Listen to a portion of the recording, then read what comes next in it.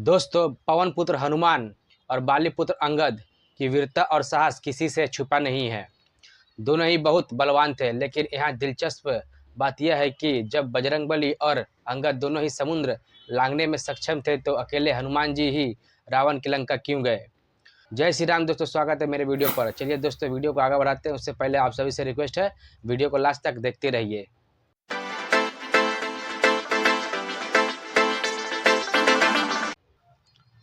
महर्षि वाल्मीकि द्वारा वर्णित रामायण में जब भगवान विष्णु के अवतार प्रभु राम द्वारा लंका पर चढ़ाई करने का संदेश माता सीता को पहुंचाना था, उसी समय समुद्र को लांघकर लंका कौन जाएगा, इसका चुनाव सभी सैनिक लोग आपस में कर रहे थे।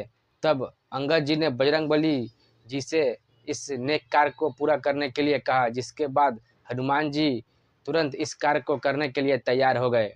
हालांकि ये काम अंगद जी भी कर सकते थे, परंतु उन्होंने हनुमान जी को ही भेजना उचित समझा। दोस्तों, आपको मैं यह बता दूं कि अंगद जी भी हनुमान जी की तरह बल और बुद्धि में निपुण थे।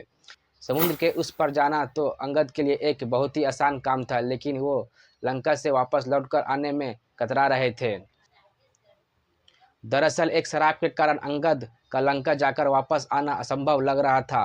वो पल भर में लंका जा तो सकते थे, लेकिन वहां से वापस आने में असमर्थ थे। इसलिए उन्होंने बजरंगबली जी को लंका जाकर माता सीता तक संदेश पहुंचाने का अनुरोध किया। जिस तरह अंगद वानर राज बाली के पुत्र थे, वही लंकापति रावण का पुत्र अक्षय कुमार था, और अंगद जी और अक्षय ने एक ही गुरुकुल में शिक्षा प्राप्त की थी। अपने समय में अंगद बहुत ही बलशाली, बहादुर और एक चंचल स्वभाव के विद्यार्थी थे। वह हमेशा अक्षय कुमार से हंसी मजाक किया करते थे।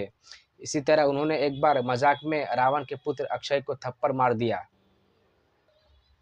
अंगद द्वारा थप्पड़ पड़ते ही अक्षय कुमार मूर्छित हो गए, और जब रावण का पुत्र अक्षय कुमार को फिर से होश आने पर वो रोते हुए अपने गुरु जी के पास जाकर अंगद का शिकायत करने लगे। इसके बाद गुरुजी ने भी अपने शिष्य अंगद से परेशान होकर उसे शराब दे दिया। गुरुजी कहने लगे, अगर अक्षय तुम्हारे ऊपर फिर से अंगद ने हाथ उठाया तो उसी क्षण उसकी मृत्यु हो जाएगी। इसलिए अंगद को यह संशय थी कि अगर लंका में उसका सामना अक्षय से हो गया तो उसकी मृत्यु हो सकती थी। इसी कारण से उन्होंने पहले हनुमान जी को लंका जाने के लिए कहा। अंगद की यह श्राप लंकापति रावण भी जानता था। इसलिए जब राक्षसों ने रावण को बताया कि एक शक्तिशाली वानर लंका में घुस आया है और वह अशोक वाटिका को नष्ट कर रहा है, तो रावण ने सबसे पहले अक्षय कुमार को ही भेजा।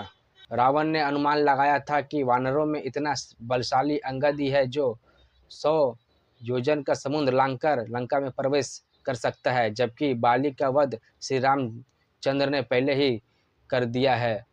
तो हो न हो यह अंगद ही होगा, और अगर वो हुआ तो पुत्र अक्षय बड़ी ही आसानी से उसका वध कर देगा।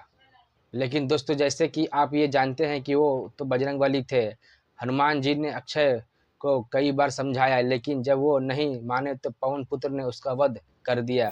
वहीं जब राक्षसों ने जाकर ये खबर रावण को दी तो उसने सीधे अपने सबसे मायावी पुत्र मेघनाथ को भेजा और उससे कहा कि उस वानर को मारना नहीं, बल्कि बंदी बनाकर महल में लेकर आना, जिससे मैं देखना चाहता हूँ कि आखिर बाली और अंगद के अलावा कौन सा वानर इतना शक्तिशाली है। दोस्तों, हनुमान जी तो ठहरे परम ज्ञानी, वो बिना कुछ पूछे ही सब जान जाते हैं। अपनी दूरदृष्टि की शक्ति से हनुमान जी ने पहले ही जान लिया था कि जब तक अक्षय जीवित रहेगा तब तक अंगद जी लंका में प्रवेश नहीं कर पाएंगे। इसलिए बिना डर किए उन्होंने अक्षय का वध कर दिया, ताकि अंगद जी बिना संशय को लंका के भीतर जा सके, और अक्षय कुमार की मृत्यु के बाद वानर सेना का लंका में प्रवेश करना आसान हो गया।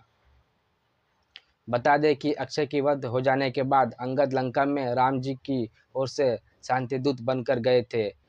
जब वो शांति दूत बनकर रावण की सभा में पहुंचे तो लंकापति रावण ने अंगद का खूब अपमान और परिहास किया। इससे अंगद को बड़ा क्रोध आया और उन्होंने पूरी सभा के सामने यह चुनौती दिया कि यहाँ मौजूद सभासदों में अगर कोई उनका पैर जमीन से हिला भी दे तो वो हार मान लेंगे और प्रभु राम और पूरी सेना के साथ वापस अयोध्या लौटकर चले जाएंगे। इतना कहते ही अंगद ने अपने पैर बहुत ही शान से भूमि पर जमा दिए और वहां खड़े हो गए। इसके बाद रावण की सभा में उपस्थित सभी लोग एक एक कर आए और अंगद के पैर को हिलाने का प्रयास करने लगे, लेकिन अंगद के पैर थे कि किसी से टस से मस नहीं हुए और वहां मौजूद सभी इस कार्यों को करने में विफल रहे। अब जब सभा में मौजूद सभी लोग हार मान गए तो रावण का पुत्र मेघनाद भी वहां आया और वो भी पैर हिलाने में असफल रहा। भरी सभा में अंगद की इस चुनौती से शांति पसर गई। सभी के सर शर्म से झुक गए और ये स्थिति देख रावण को खुद ही अंगद के पैरों में आना पड़ा। रावण सिंहासन से उठकर अंगद के पास आए, लेकिन अंगद ने रावण को अपने पैरों को हाथ लगाने नहीं दिया। बालीपुत्र अंगद ने रावण से कहा, यह कार्य मैंने केवल सभासदों को दिया था, आपका पैर मेरे चरणों को स्पर्श करना उचित नहीं। अगर आपको किसी के पैर पकड़ने ही है तो आप प्रभु श्री राम के चरणों में शरण ले सकते हैं। ऐसा करने से आपको मोक्ष की प्राप्ति होगी। अंगद के इस बात को सुनकर रावण चुप हो गया और पुनः अपने सिंहासन की ओर लौट गया। तो आज हमने जाना कि जब हनुमान जी और अंगद दोनों ही समुद्र लांघे में सक्षम थे तो पहले बजरंगबली जी को ही लंका क्यों जाना पड़ा। आई होप आपको मेरी वीडियो अच्छी लगी होगी। ऐसे वीडियो के लिए लाइक शेयर और चैनल को सब्सक्राइब जरूर कर ले। जय श्री राम।